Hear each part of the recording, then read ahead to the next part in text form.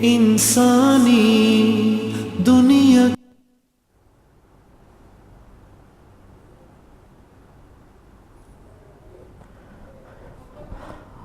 بسم اللہ الرحمن الرحیم. اللہ تبارک و تعالیٰ کے پاکیزہ نام سے آغاز کرتے ہیں جو بہت مہربان اور نہایت رحم والا ہے. الحمدللہ بخاری شریف کے درس کا سلسلہ جاری و ساری ہے اور حدیث نمبر 159 پر ہم پہنچے تھے. حضرت عثمان غنی رضی اللہ تعالیٰ عنہ اس کے راوی ہیں اور آپ کے غلام حمران نے اس کو آپ سے روایت کیا ہے. حضرت حمران فرماتے ہیں کہ عثمان غنی رضی اللہ تعالیٰ عنہ کو میں نے دیکھا کہ انہوں نے وضو کا پانی منگایا اور اپنے دونوں ہاتھوں پر 3 مرتبہ پانی انڈیلا،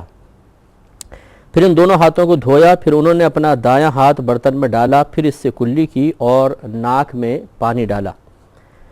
پھر اپنا چہرہ 3 بار دھویا اور اپنے ہاتھوں کو کوہنیوں تک 3 بار دھویا، پھر اپنے سر کا مسح کیا، پھر اپنے دونوں پیروں کو ٹخنوں تک 3 بار دھویا. پھر فرمایا کہ رسول اللہ صلی اللہ علیہ وسلم نے ارشاد فرمایا کہ جس شخص نے میرے اس وضو کی طرح وضو کیا، پھر 2 رکعت نماز اس طرح پڑھی جس میں اپنے نفس سے کوئی بات نہ کی، یعنی اپنے اختیار سے جان بوجھ کر ارادتاً کوئی خیال ذہن میں نہ لایا، تو اس کے گزشتہ گناہ معاف کر دیے جائیں گے.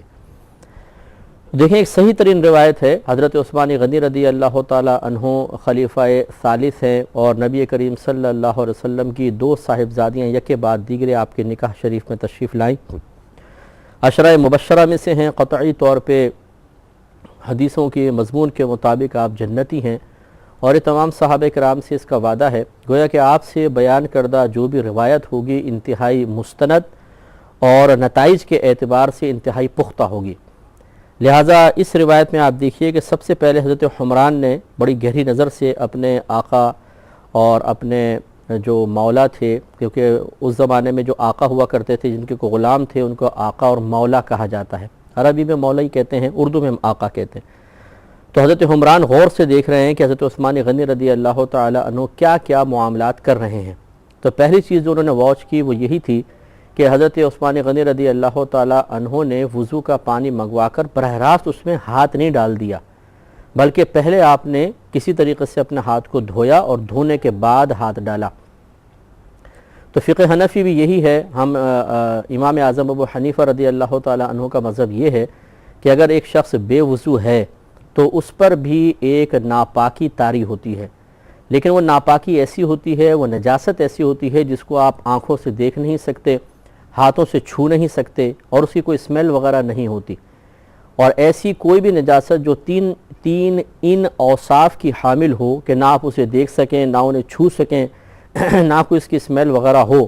تو اسے نجاست حکمیہ کہتے ہیں. تو گویا کہ بے وضو پن بھی ایک نجاست حکمیہ ہے. تو فقہ حنفی کے مطابق اگر آپ ایک برتن میں پانی ہے اور اس میں اپنا ہاتھ ڈال دیتے ہیں تو جتنے مثلا یہ 4 انگلیاں پانی کے اندر گئیں اور ہیں بے وضو اور آپ نے یہ ہاتھ باہر نکالا تو ان 4 انگلیوں کی نجاست حکمیہ نکل کر اس پانی میں شامل ہو جائے گی، لہذا وہ پانی ناپاک ہو جائے گا. لیکن ضروری ناپاک سے مراد ہے کہ اس کو ہم شرعی اصطلاح میں کہتے ہیں مستعمل ہو جائے گا. مستعمل کا مطلب یہ ہے کہ اس پانی سے آپ مزید وضو یا غسل نہیں کر سکتے ہیں، لیکن اس پانی کے لیے شرط یہ ہے کہ یہ تھوڑی مقدار کا ہو، جس کی فقہاء کرام نے جس کا اندازہ کرنے کے لیے آسان الفاظ میں یہ بیان فرمایا کہ اگر اتنا بڑا کوئی حوض ہے جس کا حاصل ضرب 225 فٹ آ جائے، جیسے مثال کے طور پہ 25 اور 9،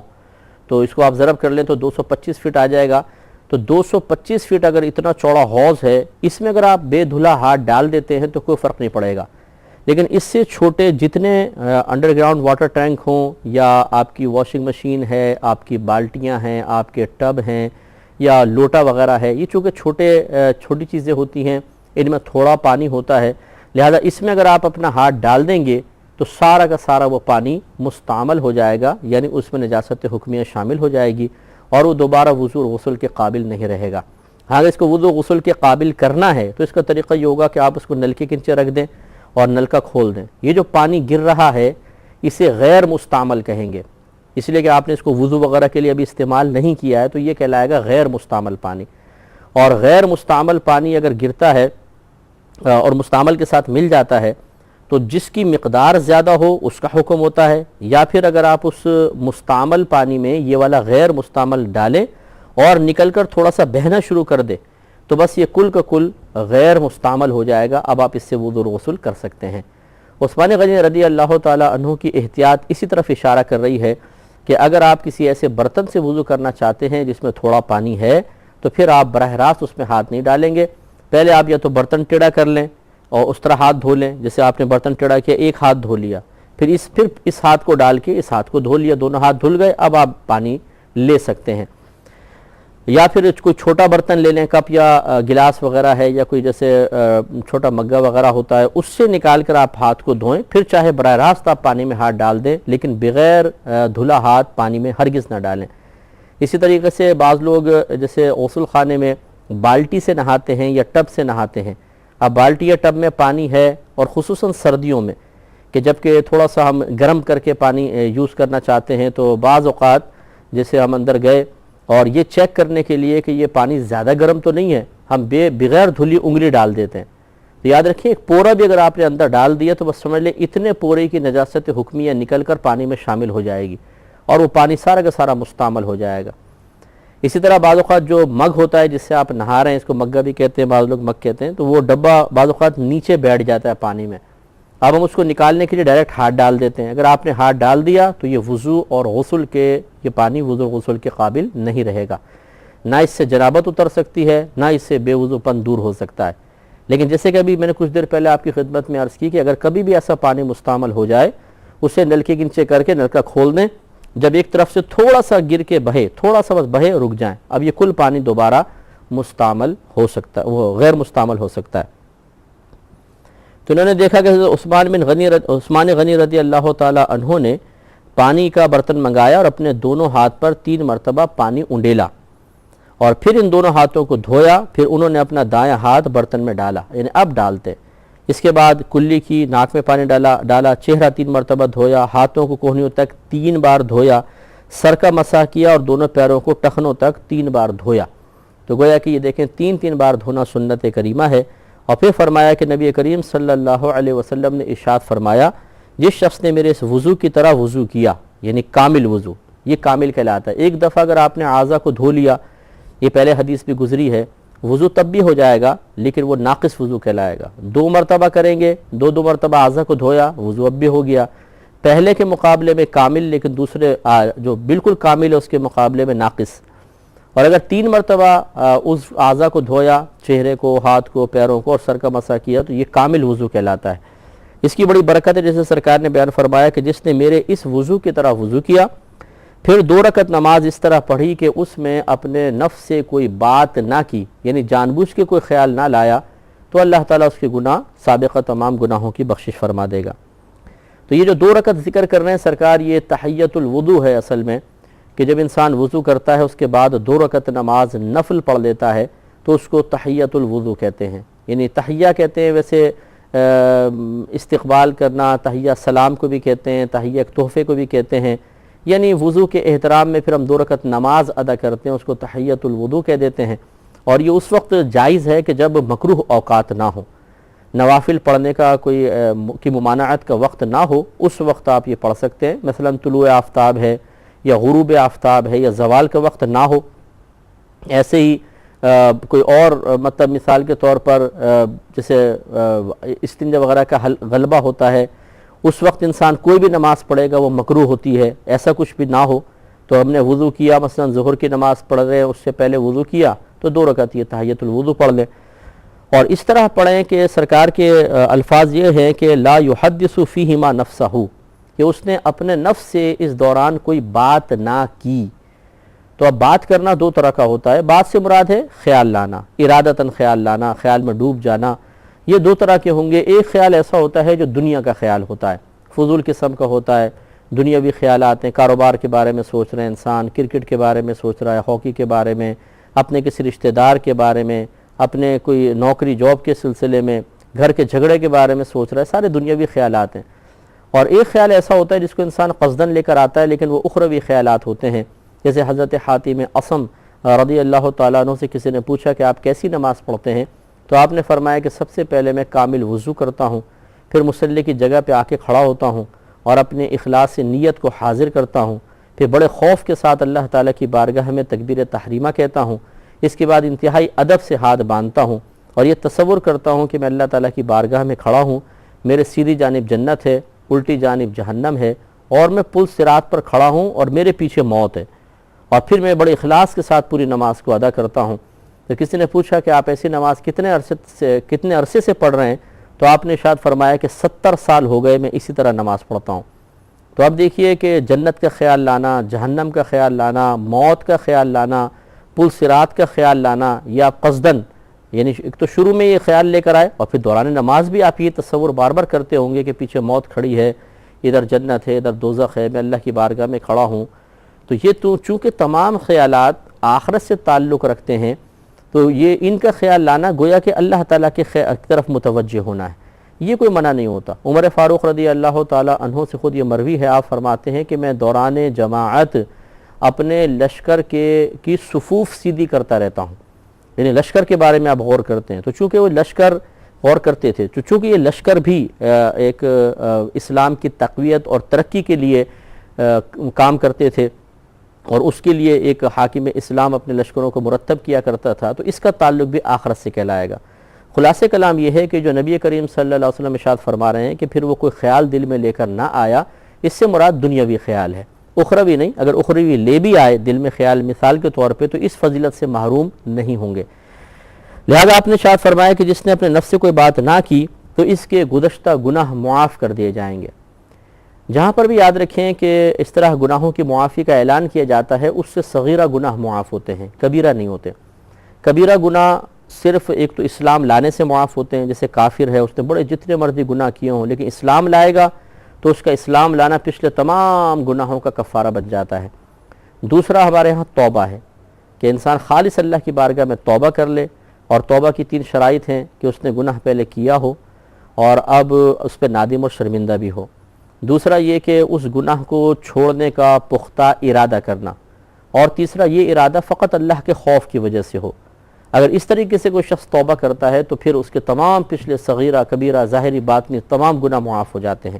تو ایک اسلام، دوسرا توبہ، تیسرا حج ہے۔ میدان عرفات میں پہنچتے ہیں، تمام حقوق اللہ میں کی گئی کوتاہیاں معاف ہو جاتی ہیں، اور مزدلفہ میں پہنچتے ہیں تو جتنے حقوق العباد کے سلسلے میں ہم نے قصور کیے تھے سارے کے سارے اللہ تعالیٰ معاف فرما دیتا ہے۔ یہ صحیح حدیثوں میں آیا ہے۔ اور اس کے بعد چوتھی چیز ہے اللہ کا کرم۔ اللہ کا کرم ہو جائے، اس کی مرضی ہے، وہ چاہے تو اپنے بندے کے تمام صغیرہ کبیرہ گناہوں کو بخش دے، لیکن خود اس نے قرآن میں یہ وعدہ فرما لیا ہے کہ وہ شرک کے علاوہ کسی کو نہیں بخشے گا۔ وہ شرک کے علاوہ ہر ایک کو بخش دے گا، شرک کو نہیں بخشے گا۔ لہذا اگر کوئی مشرک اور کافر ہونے کی حالت میں مر گیا، اب اس کی بخشش نہیں ہے۔ ہاں، زندگی میں اگر کوئی مشرک یا کافر جتنا مرضی اس نے شرک کیا ہو، وہ اسلام قبول کر لیتا ہے تو اسلام پچھلے تمام گناہوں کو معاف فرما دیتا ہے۔ گویا کہ یہ جو آیت کریمہ میں ہے کہ اللہ تعالیٰ نے ارشاد فرمایا کہ وہ مشرک کو اس بات کو نہیں بخشے گا کہ کوئی اس کے ساتھ شریک ٹھہرائے، اس کے علاوہ جس کو چاہے گا وہ بخش دے گا، یہ زندگی کا معاملہ ہے۔ مرنے کے بعد اللہ تعالیٰ مسلمان کو تو اب بھی چاہے گا، اس نے اپنے ذمہ کرم پہ کیا ہوا ہے، بخشے چاہے عذاب دے، اس کی مرضی ہے، لیکن کافر کے لیے اس کا وعدہ ہے کہ اس کی بخشش نہیں ہوگی۔ تو خلاصہ کلام یہ ہے کہ یہاں پر یہ بھی معلوم ہوا کہ اگر ہم وضو کریں اور 2 رکعت نماز نفل اس طرح پڑھیں کہ دنیا کا کوئی خیال آنے نہ پائے۔ اب یہاں پہ یہ بھی یاد رکھیے گا، آنا اور لانا یہ 2 الگ الگ چیزیں ہیں۔ خیال آ سکتا ہے، یہ ہمارے قدرت اختیار سے باہر ہے، اس لیے کہ شیطان ہمارے ساتھ ہے اور وہ بار بار ہمارے ذہن میں وسوسے ڈالتا ہے، اور لانے میں قدرت و اختیار ہے، وہ مطلب ہم اپنے اختیار سے لے کر آتے ہیں۔ تو لانا نہ ہو، جان بوجھ کے سوچنا، جان بوجھ کے کسی چیز کے بارے میں غور کرنا شروع کر دینا، یہ لانے کے مفہوم میں آتا ہے۔ اور آپ نماز پڑھ رہے تھے، اچانک ایک دم ذہن کے اندر کتاب کا تصور آ گیا، کرکٹ کا تصور آ گیا، ہاکی کا تصور آ گیا، اور آپ نے اس کو جھٹک دیا، تو یہ لانا نہیں ہے، یہ صرف آنا تھا جس کو آپ نے جھٹک دیا ہے۔ تو کوشش یہ ہونی چاہیے اگر خدا نخواستہ خیال ذہن کے اندر آ بھی جائے دنیاوی، تو اس کو پختہ نہ کریں، اس کے بارے میں سوچنا نہ شروع کر دیں، اس کے مختلف پہلوؤں پہ غور و تفکر نہ کریں، اس میں اتنے مستغرق نہ ہو جائے کہ ایک فلم سی چلنا شروع ہو جائے، ایک تصور پھر دوسرا پھر تیسرا چوتھا، بعد اوقات ہم اس میں مستغرق ہو جاتے ہیں۔ یہ پہلی مرتبہ آنا تھا، جب آپ اس میں سوچنے لگ گئے تو یہ لانے کے زمرے میں آ جائے گا، فضیلت سے محرومی ہو جائے گی۔ لہذا ہونا ہی چاہیے کامل وضو کرنے کے بعد اللہ تعالیٰ کی بارگاہ میں کھڑے ہوں اور بالکل یکسوئی کے ساتھ اپنی توجہ مکمل طور پہ اللہ کی طرف کریں۔ مثلا آپ کھڑے ہوئے، اب آپ تصور پختہ کریں کہ اللہ تعالیٰ مجھے دیکھ رہا ہے۔ ہو سکے 12 دفعہ زبان سے کہہ دیں اللہ تعالیٰ مجھے دیکھ رہا ہے، اللہ تعالیٰ مجھے دیکھ رہا ہے، اللہ تعالیٰ مجھے دیکھ رہا ہے، اللہ تعالیٰ مجھے دیکھ رہا ہے، 12 دفعہ کہہ دیں۔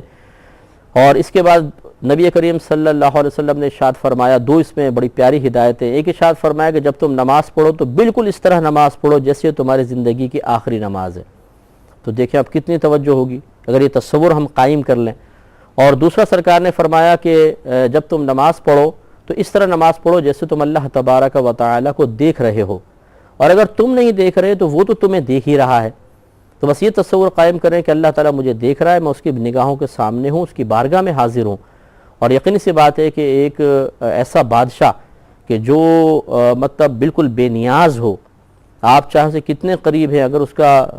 مطلب اس کا ارادہ بن جاتا ہے، وہ یہ نہیں دیکھتا کہ کون کتنے عرصے سے قریب ہے، کون کتنا مقرب ہے، کون نہیں، وہ ایک دم تلوار چلا دیتا ہے۔ مثال کے طور پہ ایسے کوئی بادشاہ ہو تو اس کے سامنے کتنا محتاط ہو کہ انسان کھڑا ہوگا کہ بھئی ٹھیک ہے بادشاہ کی محبت اپنے مقام پہ، لیکن کب بادشاہ کا ذہن بدل جائے اور یہ مجھ پہ تلوار چلا دے تو انتہائی انسان خوف زدہ ہوگا اور ایک ایک لمحہ اس کی طرف متوجہ ہوگا۔ بس ایسی ہی توجہ یہاں درکار ہے۔ یہ سب فکری کام کرنے کے بعد پھر عملی کوشش یہ کرنی چاہیے۔ نبی کریم صلی اللہ علیہ وسلم نے ارشاد فرمایا کہ جب تم نماز کا ارادہ کرو، یعنی نماز کے لیے کھڑے ہو جاؤ، تو اپنی دائیں طرف 3 بار تھوک دو۔ تھوکنے کا مطلب یہ نہیں کہ واقعی تھوک دو، تھو تھو تھو بس آپ یہ کریں اور نیت یہ کریں کہ میں شیطان کے منہ پہ تھوک رہا ہوں۔ اور بہتر ہے کہ اعوذ باللہ من الشیطان الرجیم پڑھ کر پھر 3 دفعہ اس طرح تھوک دیں تو شیطان کا وسوسے بہت کم ہو جائیں گے۔ پھر آپ تکبیر لگائیں اور جہاں جہاں نماز میں نگاہوں کی حفاظت کا حکم دیا گیا ہے وہاں اپنی نگاہ جما کر رکھیں، ہٹنے نہ پائے۔ مثلا حالت قیام میں سجدے کی جگہ،